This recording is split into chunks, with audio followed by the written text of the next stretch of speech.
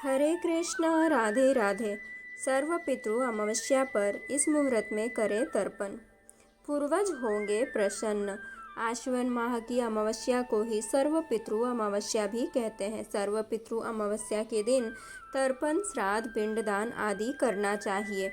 पूर्वजों की आत्मा की शांति के लिए यह अनुष्ठान किया जाता है।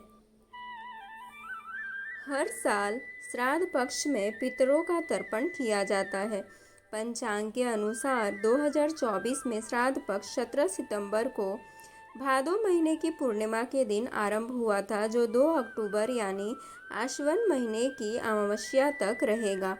आश्विन माह की अमावस्या को ही सर्व पितृ अमावस्या भी कहते हैं। सर्व पितृ अमावस्या के दिन तर्पण, श्राद्ध, पिंडदान आदि करना चाहिए। पूर्वजों की आत्मा की शांति के लिए यह अनुष्ठान किया जाता है। ऐसा माना जाता है कि इस महान अनुष्ठान के बिना पितरों की आत्मा को शांति नहीं मिलती है। इसीलिए हर साल पितृपक्ष के दौरान लोग सच्चे मन से श्राद्ध पूजा करते हैं। आइए जानते हैं सर्व पितृ अमावस्या की सही तिथि, शुभ मुहूर्त और तर्पण की विधि। सर्व पितृ अमावस्या कब है, आइए जानते हैं। वैदिक पंचांग के अनुसार आश्विन माह में पड़ने वाली कृष्ण पक्ष की यह अमावस्या तिथि 1 अक्टूबर 2024 को प्रातः 9:34 पर प्रारंभ होकर 2 अक्टूबर 2024 को 2:18 पर समाप्त होगी। उदया तिथि के अनुसार 2 अक्टूबर को अमावस्या की पूजा होगी। इस दिन कुतुब मुहूर्त सुबह 11:45 से दोपहर 12:24 तक है। इसके बाद रोहिणी मुहूर्त दोपहर 12:34 से दोपहर 1:34 तक होगा।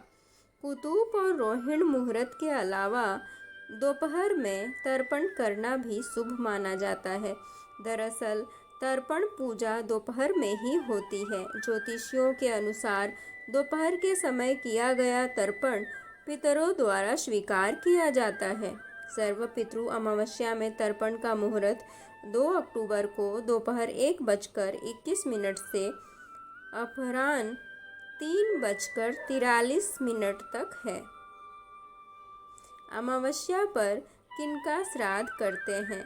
अमावस्या पर सर्व पितृ अमावस्या के दिन सभी पितरों का श्राद्ध करना शुभ माना जाता है। जिन लोगों की मृत्यु तिथि आपको ज्ञात नहीं है, याद नहीं है, उनका श्राद्ध भी सर्व पितृ अमावस्या के दिन किया जाता है। तर्पण करने की विधि। आप जिस स्थान पर तर्पण करने जा रही हैं उसे गंगा जल से शुद्ध करें। इसके बाद एक दीपक जलाएं। आपको जिस व्यक्ति का तर्पण करना है उनकी फोटो चौकी पर स्थापित करें। मंत्रों का जाप करके पितरों का आवाहन करें। जल से भरा लोटा लें और पितरों का नाम लेते हुए फोटो के सामने जल चढ़ाएं। घी, दूध और दही को साथ में मिलाएं और फिर उसे जल में अर्पित करें। इस दौरान तर्पयामि मंत्र का उच्चारण करें। पिंड बनाएं और फिर उसे कूस पर रख के जल से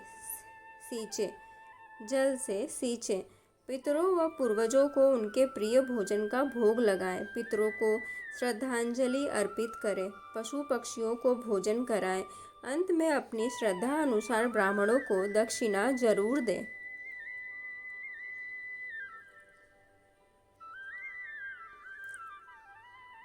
क्या बेटी कर सकती है पितरों का श्राद्ध?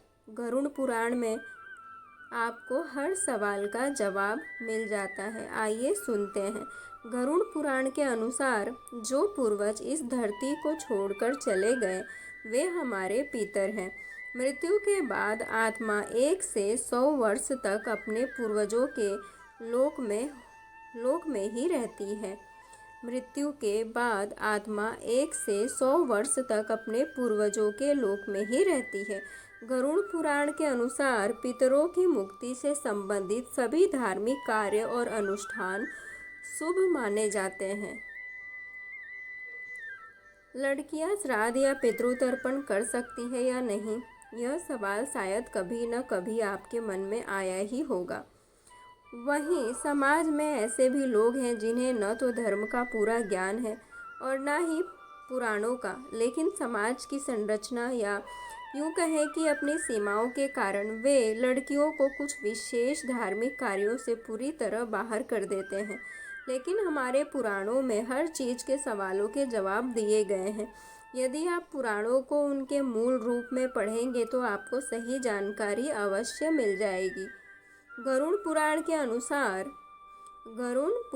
अनुसार जो पूर्वज इस धरती को छोड़कर चले गए वे हमारे पितर हैं। मृत्यु के बाद आत्मा 1 से 100 वर्ष तक अपने पूर्वजों के लोक में ही रहती है। गरुड़ पुराण के अनुसार पितरों की मुक्ति से संबंधित सभी धार्मिक कार्य और अनुष्ठान शुभ माने जाते हैं। पितरों को तर्पण करने से न केवल पितरों की आत्मा को शांति मिलती है, बल्कि पीड़ित व्यक्ति के लिए सुख समृद्धि के द्वार भी खुल जाते हैं। आइए जानते हैं गरुड़ पुराण में लड़कियों द्वारा अपने पितरों का श्राद्ध करने से जुड़ी खास बातें। पितरों का श्राद्ध कौन कर सकता है और कौन नहीं। गरुड़ पुराण में कहा गया है कि पितृ श्राद्ध को सबसे महत्वपूर्ण धार्मिक अनुष्ठानों में से एक माना जाता है और इसे किसी भी कारण से रोका नहीं जाना चाहिए। गरुड़ पुराण के अनुसार परिवार में हर बच्चा यानी पुत्र हो या पुत्री पितरों का श्राद्ध करते हैं। यानी कि अगर किसी के माता पिता धरती छोड़कर पितरों के लोक में चले जाते हैं तो ऐसी स्थिति में उस माता पिता की संतान यानी बेटा हो या बेटी माता पिता का श्राद्ध या तर्पण अवश्य करे, क्योंकि दोनों बच्चे अपने माता पिता का हिस्सा हैं। दोनों का अपना खून है जो उन्हें एक जनजाति के रूप में एकजुट करता है। क्या कन्या अपने पूर्वजों का तर्पण कर सकती है? गरुड़ पुराण के अनुसार यदि किसी व्यक्ति का पुत्र नहीं है तो उसकी पुत्री भी उसका श्राद्ध या तर्पण कर सकती है। इसके अलावा बेटी बेटे को जन्म देने के बाद भी अपने पूर्वजों या मृत माता पिता को तर्पण दे सकती है। इसका मतलब यह है कि 2 बच्चे अलग अलग स्थानों पर श्राद्ध कर सकते हैं। इससे कोई नुकसान नहीं होता। पितर अपने पुत्र पुत्रियों तथा पौत्रों द्वारा किए गए श्राद्ध कर्म को अवश्य स्वीकार करते हैं। बेटियां भी परिवार का हिस्सा है, इसीलिए अपने पूर्वजों की आत्मा की रक्षा के लिए धार्मिक अनुष्ठान करना उनका कर्तव्य है। विवाहित पुत्रियां भी कर सकती है श्राद्ध और तर्पण। कई लोगों के मन में यह सवाल उठता है कि क्या एक विवाहित लड़की अपने माता पिता, दादा दादी, नाना नानी या अन्य पूर्वजों को तर्पण दे सकती है? गरुड़ पुराण में कहा गया है कि विवाहित लड़कियां भी अपने पूर्वजों को तर्पण दे सकती है, क्योंकि दूसरे कुल में विवाह के बाद भी उनका अपने कुल के साथ संबंध बना रहता है। लड़कियां परिवार का हिस्सा है और उनकी उपस्थिति हमेशा बनी रहेगी। इस स्थिति में भी जो लोग लड़कियों के माता पिता हैं उन्हें चिंता करने की कोई आवश्यकता नहीं है। हरे कृष्ण, राधे राधे।